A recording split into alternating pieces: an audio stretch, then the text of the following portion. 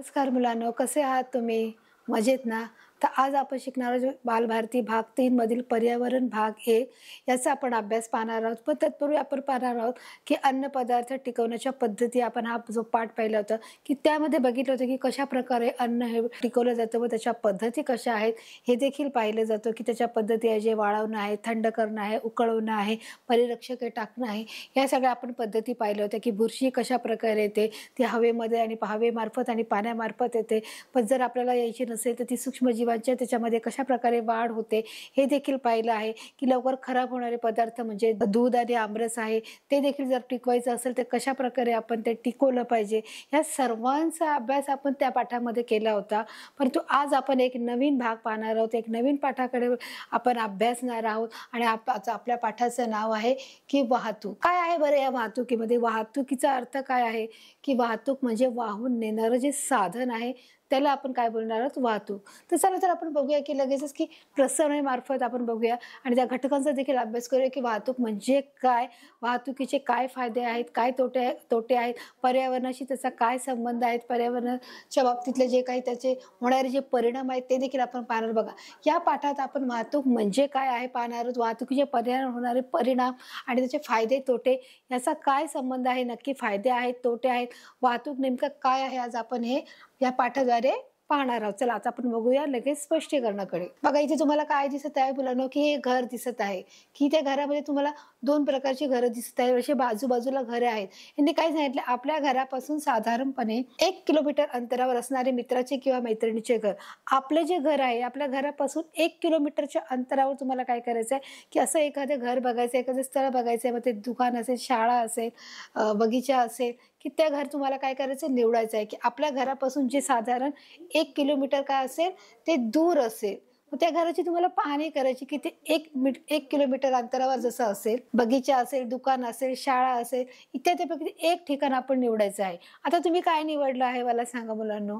की बगीचा आहे, शाळा आहे, घर आहे. काय लिहिलंय? बगीचा, दुकान आहे, शाळा. तर आपण काय निवडूया मुलांनो? शाळा निवडूया. की आपल्या घरापासून म्हणजे तुमच्या घरापासून तुमच्या शाळेपर्यंतचं जे 1 किलोमीटर आहे असं तुम्ही निवडलेलं आहे, बरोबर? आपण शाळा निवडलेली आहे. आता काय करायचं आहे? आपला हा एक प्रयोग आहे मुलांनो. हा प्रयोग आपल्याला करायचा आहे. या प्रयोगासाठी आपल्याला काय गोष्टीची नोंदी घेणं लक्षात आहे ती देखील आपण पाहणार आहोत. की बघूया आपण काय केलं आहे, निवडलं आहे. बघा, आता ही शाळा आहे आणि आपण शाळा निवडली आहे, बरोबर मुलांना? आपल्या घरापासून शाळेपर्यंतचं अंतर. इथे तुम्हाला पहिला नियम काय सांगितले बघा, आता जर एखादा आपण प्रयोग करतो तर प्रयोगामध्ये देखील काही नियम असतात, काही गोष्टी आपल्याला त्या सादर कराव्या लागतात की त्या ॲक्टिव्हिटी करावी लागते त्या प्रयोगामध्ये देखील. मग आता इथेच आपल्याला एक प्रकारची ॲक्टिव्हिटी करायची आहे. ती कोणत्या प्रकारची बघा, ते काय सांगितलं आहे, निवडलेल्या ठिकाणापर्यंत पहिल्या दिवशी तुम्ही चालत जायचं आहे. जेव्हा तुम्ही एखाद्या आता आपल्याला सांगितलं की आपल्या घरापासून शाळेपर्यंत आपल्याला काय जायचं आहे, चालत जायचं आहे. की तुम्हाला जास्त फास्ट पण जायचं नाहीये, खूप जोरात जायचं नाहीये किंवा खूप हळू जायचं नाही. तुमचा जेवढा नॉर्मल स्पीड असेल त्या नॉर्मल स्पीडने तुम्हाला काय जायचंय मुलांनो, म्हणजे चालत व्यवस्थित जायचंय.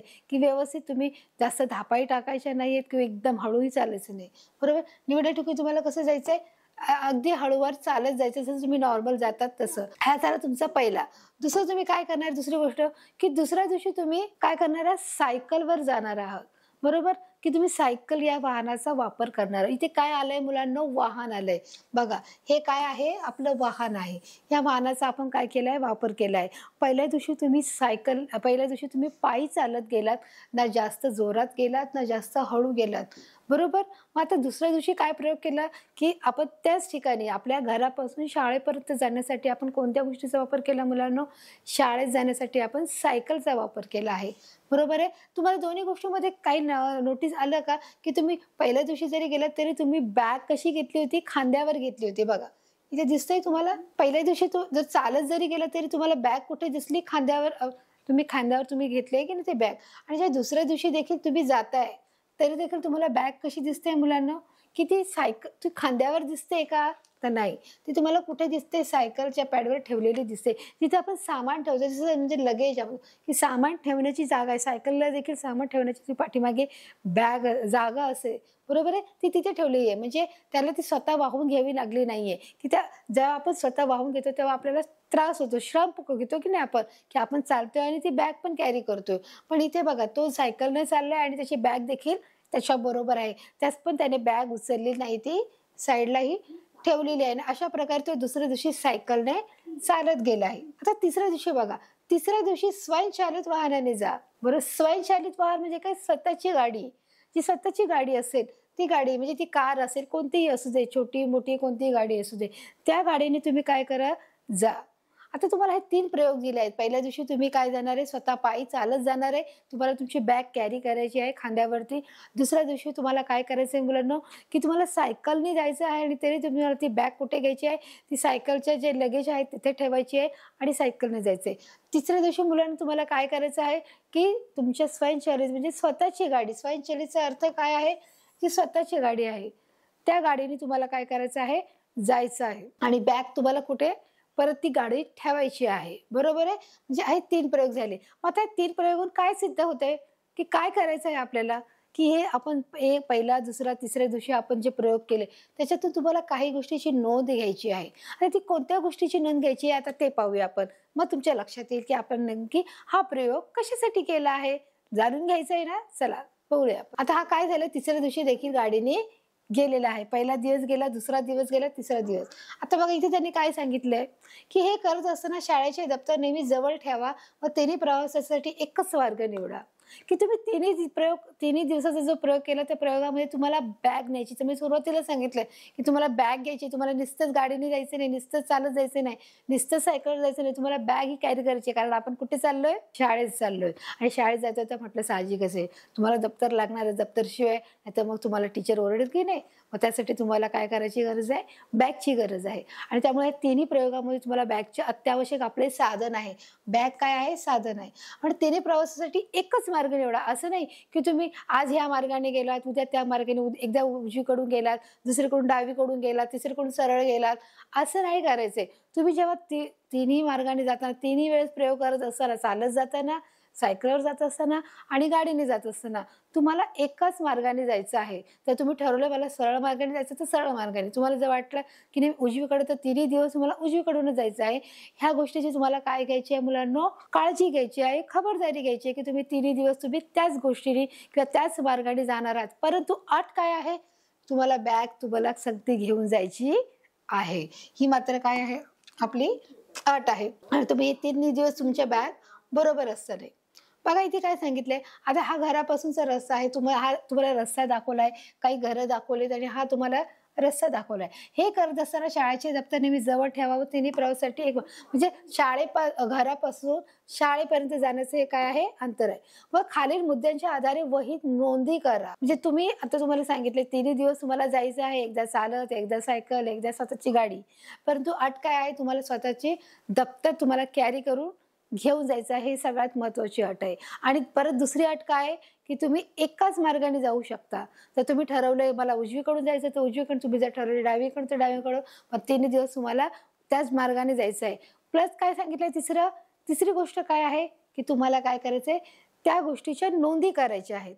आता कोणत्या गोष्टीच्या नोंदी असू शकतात बरं तुम्हाला काय वाटतं? की मी तिन्ही दिवस हा प्रयोग केला. गाडीने पण गेलो, चालत पण गेलो, सायकलने पण गेलो, दप्तर पण घेऊन गेलो. मग आता याच्यात काय नोंद करायची असेल बरं? काय वाटतं तुम्हाला मुलांनो? काहीतरी नोंद असेलच ना, की जेव्हा तुम्ही रस्त्याने जाताय, तर तुम्हाला काहीतरी त्या गोष्टीमध्ये फरक जाणवला असेल, की जेव्हा मी या रस्त्याने चाललो आहे, जर मी पायी चालत आहे, तर मला त्रास म्हणजे मला चालताना त्रास होतोय, कष्ट होतोय, मी बॅग उचलली का त्याचा कष्ट होतोय का? मला जाताना अंतर कमी लागतंय, जास्त लागतंय ते बघणार.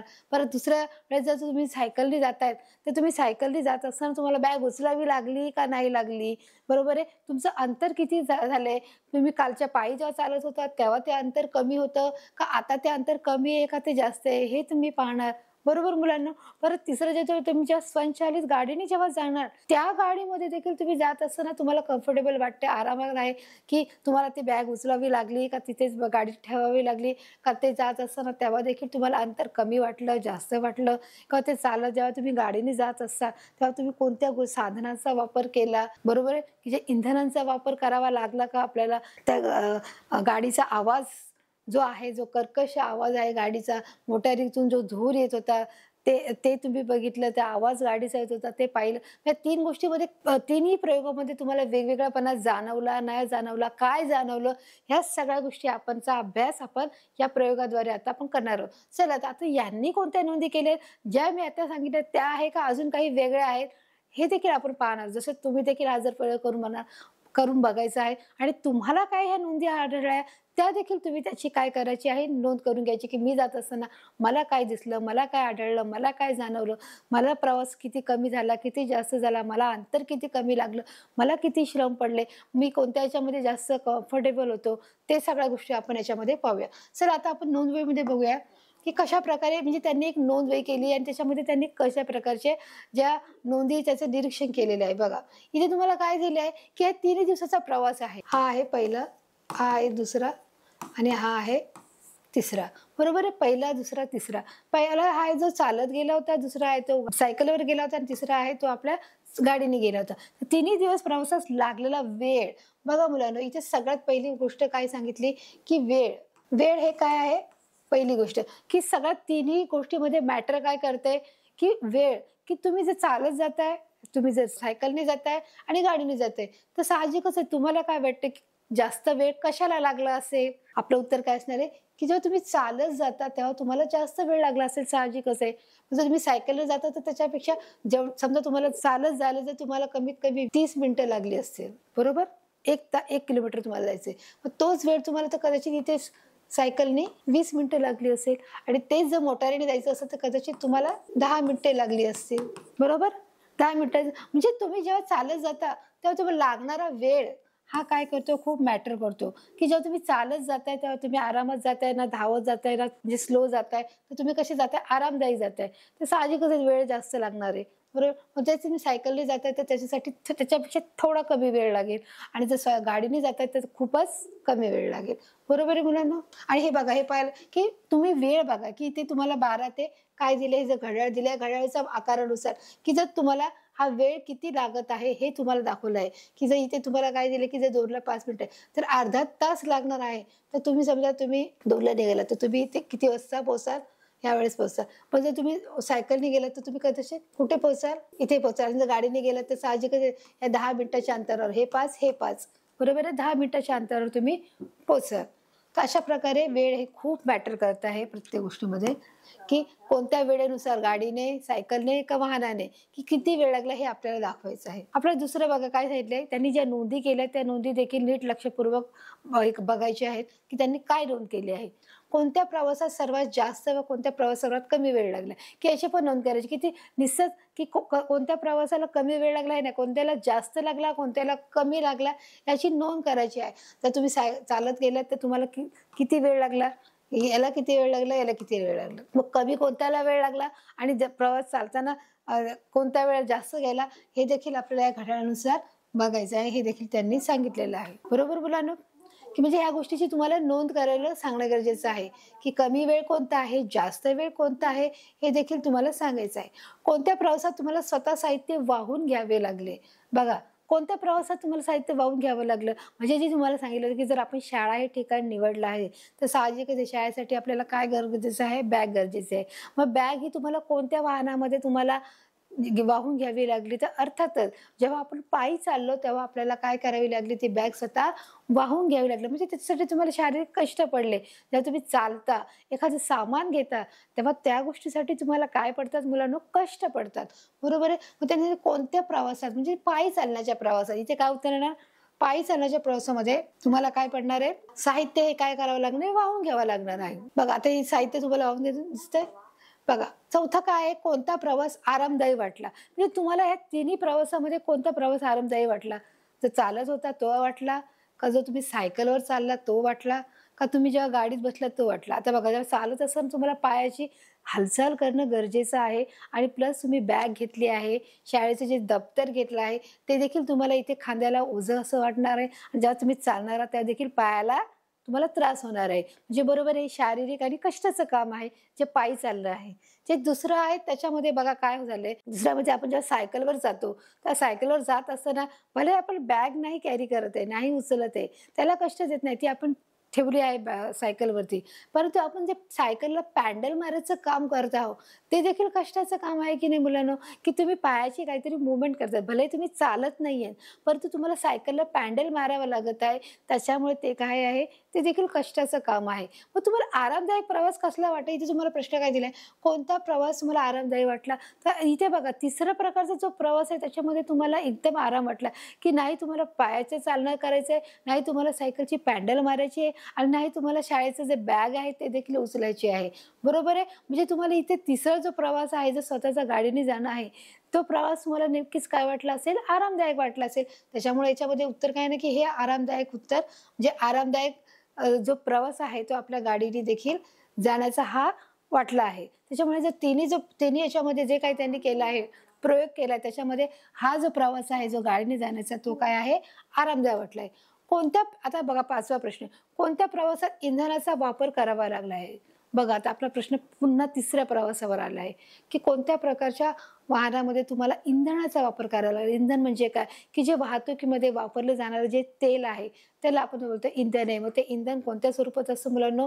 डिझेल, पेट्रोल या स्वरूपामध्ये देखील काय असतं? इंधन असतं. आणि आता अजून अत्याधुनिक देखील जे इंधने निघाली आहेत, जे LPG गॅस आहे, CNG आहे, हे देखील याच्यामार्फत देखील गाड्या चालतात, की ज्याने पेट्रोल, डिझेलची गरज नाहीये, की ते देखील तुम्ही भरून ठेवलं तरी त्या गॅसच्या मार्फत तुम्ही गाडी देखील घेऊन जाऊ शकता.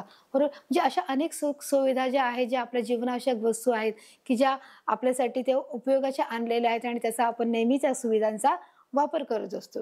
आता इथे बघा त्यांनी कोणत्या प्रवासात इंधनाचा वापर केला? तुम्हाला काय वाटतं मुलांनो? कोणत्या प्रकारात केला असेल? अगदी बरोबर. तर साहजिकच आहे. गाडी आहे तर गाडीमध्ये इंधन हे टाकणं गरजेचं आहे. त्याच्याशिवाय गाडी चालू शकत नाही. चालू शकते का? आपण जर बोललं की नाही मी पाणी टाकेल, तर गाडी चालेल का? नाही. त्याच्यासाठी इंधनाची गरज आहे आणि ते इंधन टाकणं गरजेचं आहे. आणि जर याच्यामध्ये आपण गाडीमध्ये इंधन टाकलं तर गाडी पुढे चालू शकते. जसं आपण बघा जो सकाळी उठलो आणि आपण न खाता आपण शाळेमध्ये गेलो, तर आपली बॅटरी चार्ज नसते. तेच जर आपण खाऊन गेलो तर आपण फ्रेश असतो आणि आपण एकदम उत्साही असतो शाळेमध्ये. म्हणून आपण जोपर्यंत खात नाही तोपर्यंत आपण उत्साही वाटत नाही. त्याप्रमाणे जोपर्यंत गाडीमध्ये पेट्रोल टाकत नाही तोपर्यंत गाडी पुढे चालणार नाही. बरोबर की नाही? तसंच आहे. तर त्यांनी ज्या नोंदी केल्यात की कोणत्या प्रकारच्या इंधनाचा वापर प्रवासात केला आहे. तिसरा प्रकारचा जो आपण गाडीने गेलो आहे त्याच्यामध्ये काय केलं आहे? वापर केला गेलेला आहे. तर अशा प्रकारे हे ज्या नोंदी त्यांनी केलेल्या आहेत. अजूनही नोंदी आहेत बघा. की जी 6वी नोंद आहे, की धूर आवाज याचा त्रास कोणाला जास्त जाणवला? जे धूर आहे, जो आवाज आहे, हा कोणाला जाणवला असेल बरं? तुम्ही मला सांगा, की जो माणूस त्या गाडीमध्ये बसला आहे, जो धूर आहे, जो आवाज आहे, तो गाडीत बसणाऱ्या माणसाला जाणवला असेल का? बाहेर बाहेर असलेल्या लोकांना जाणवलं असेल? जे लोकं पायी चालत आहेत, त्यांना जाणवलं असेल का? जे लोकं गाडीत जरी बसले, दुसरे लोकं गाडीत बसलेत, मग त्यांना देखील जाणवलं असेल का? तर हो, जाणवलं असेल. कारण जो गाडीमध्ये बसतो त्याला फक्त एखाद्या वेळेस आवाज ऐकू येऊ शकतो गाड्यांचा, पण तो जो धूर आहे, तो जो बॅक साईडने जो बाहेर निघतो, पाठीमागच्या बाजूने, तो जे इतर वाहनं आहे, जे येत असतात, जे सायकलवर असतात, जे मोटरसायकलवर असतात, जे लोकं पायी चालत असतात, त्यांना हा आवाज येत असतो, त्यांना हा नाकातोंडात त्यांच्या हा धूर जात असतो.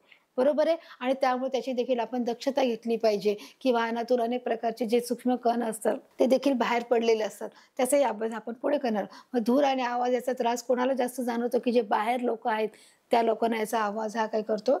जास्तपणे काय जाणवतं. बघा रस्त्याने जात असताना आपल्याला काय होतं, की आपल्याला वाहनांचा, धुराचा आणि आवाज, त्या गाड्यांचा आवाज येत असतो.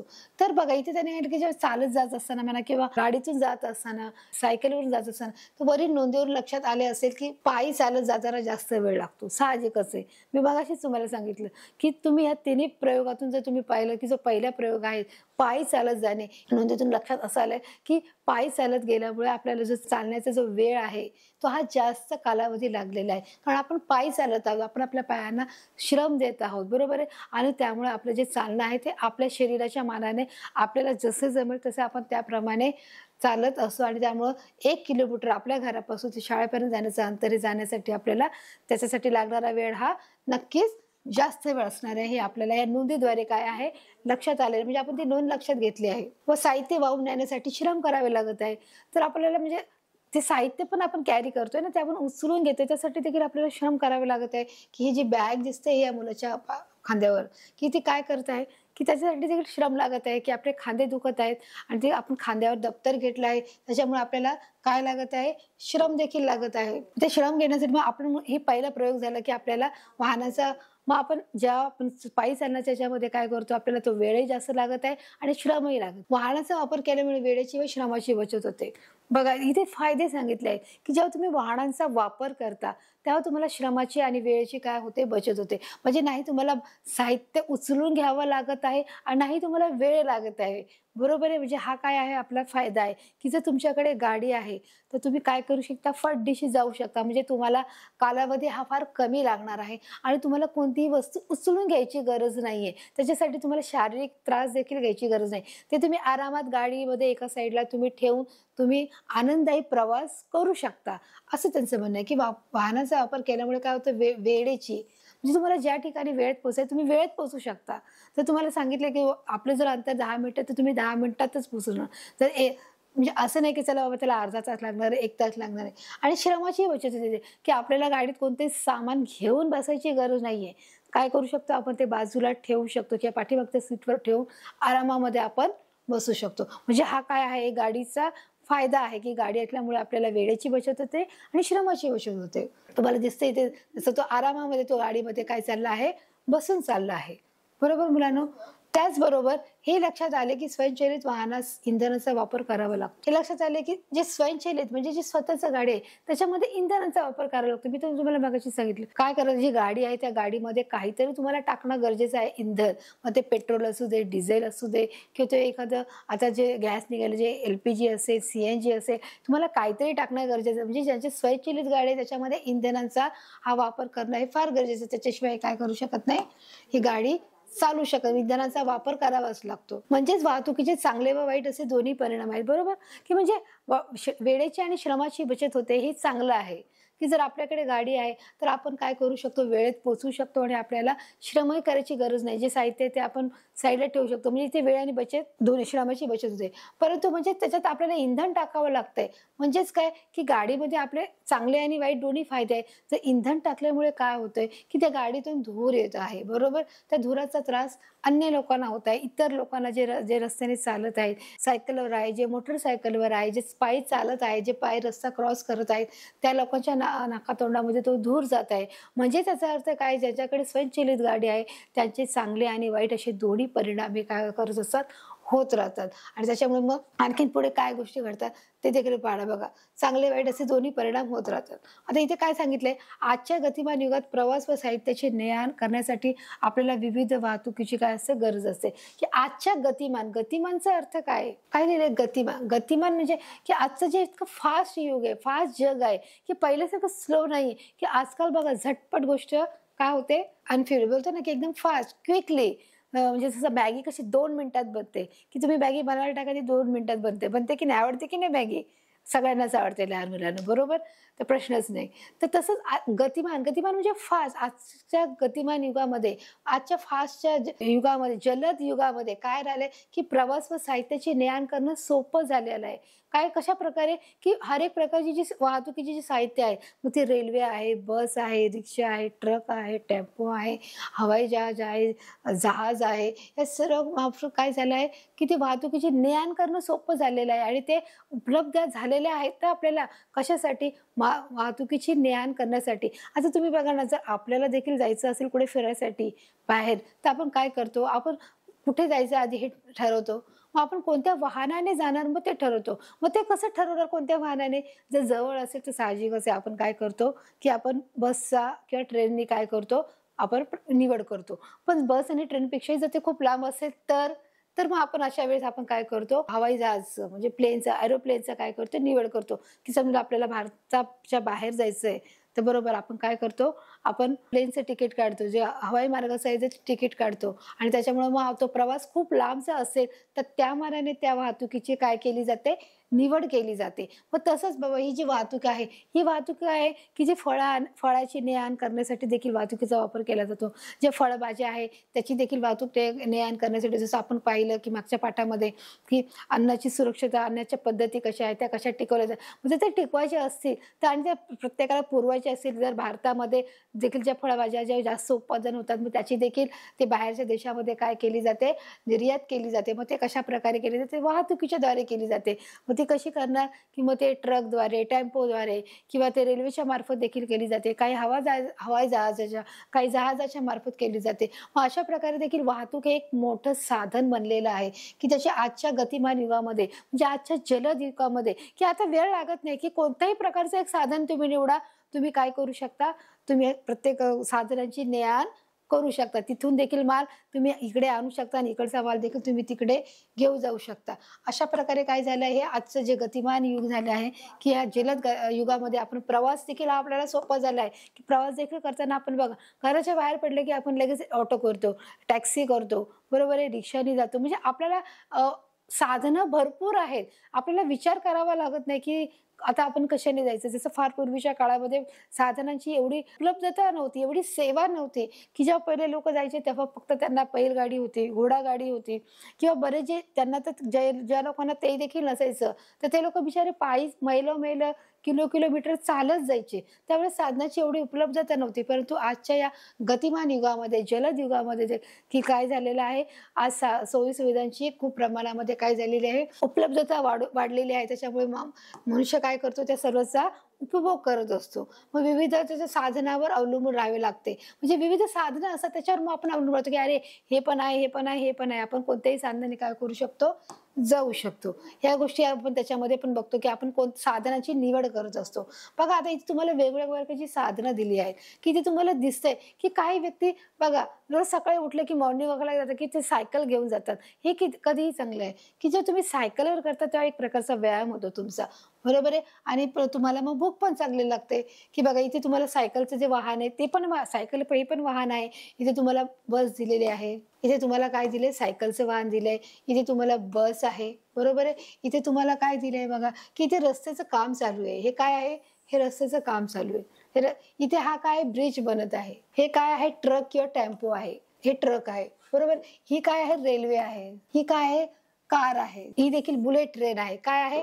बुलेट ट्रेन आहे. त्याच्यामुळे तुम्ही पाहिजे त्या साधनांचा वापर करून वाहतुकीचा माल आणू शकता. हे देखील काय आहे? मालगाडी आहे. त्याच्यामध्ये प्रत्यक्ष मालच असतो. तो माल ट्रेनच्या मार्फत तो ह्या ठिकाणाहून दुसऱ्या ठिकाणी, दुसऱ्या राज्यामध्ये पोहोचवला जातो. मग याच्यामध्ये विविध प्रकारचे जे काही साधनं असतील, जे काही उपकरणं पण असतात, जे समाजासाठी ज्या पवनचक्क्या असतात, त्याचे देखील बहुतेक जे पार्ट्स असतात, हवाईचे जे पार्ट असतात, ते देखील कधी-कधी असतात.